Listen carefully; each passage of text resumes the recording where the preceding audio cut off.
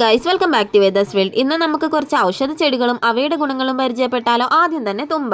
തേൾ കുത്തിയ ഭാഗത്ത് തുമ്പയില അരച്ചു പുരട്ടുന്നത് നല്ലതാണ്. പ്രസവാനന്തരം അണുബാധ ഒഴിവാക്കാൻ തുമ്പയിലയിട്ട വെള്ളം തിളപ്പിച്ച് കുളിക്കുന്നതും നല്ലതാണ്. നേത്രരോഗങ്ങൾക്ക് തുമ്പയില അരച്ച് അതിൻ്റെ നീര് കണ്ണിലൊഴിക്കുന്നത് നല്ലതാണ്. തുമ്പച്ചെടിയുടെ നീര് ദിവസവും കുടിക്കുന്നത് കഫക്കെട്ടും തലവേദനയും മാറ്റാൻ സഹായിക്കും. മുടി കൊഴിച്ചിൽ കുറയ്ക്കാനും തലയോട്ടിയിലെ ആരോഗ്യം മെച്ചപ്പെടുത്താനും തുമ്പ സഹായിക്കും. ായിട്ട് വിഷക്കൊല്ലി, വാതക്കൊടി എന്നും പറയാറുണ്ട്. ചില വിഷജന്തുക്കൾ കടിച്ചാൽ, ഉദാഹരണത്തിന് ചിലന്തി, പഴുതാര, കടന്നൽ ഇവയൊക്കെ കടിച്ചു കഴിഞ്ഞിട്ടുണ്ടെങ്കിൽ ഇതിൻ്റെ ഇല അരച്ച് കുടിക്കുന്നത് നല്ലതാണ്.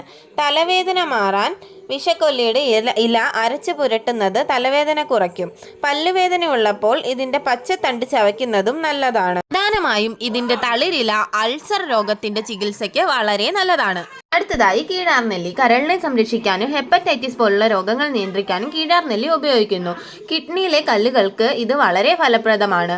കീഴാർനെല്ലിയുടെ സത്ത് പാലിലോ നാളികേരപ്പാലിലോ ചേർത്ത് കഴിക്കുന്നത് മഞ്ഞപ്പിത്തം തടയാൻ സഹായിക്കുന്നു. വയറുവേദന പോലുള്ള ദഹന സംബന്ധമായ രോഗങ്ങൾക്കും ഇത് ഉപയോഗിക്കാറുണ്ട്. പ്രധാനമായും കീഴാർനെല്ലി എണ്ണ തലമുടി വളരാൻ സഹായിക്കുന്നതാണ്. ഇനിയും ഇതുപോലുള്ള വീഡിയോകൾക്കായി ചാനൽ സബ്സ്ക്രൈബ് ചെയ്യാൻ മറക്കണ്ട.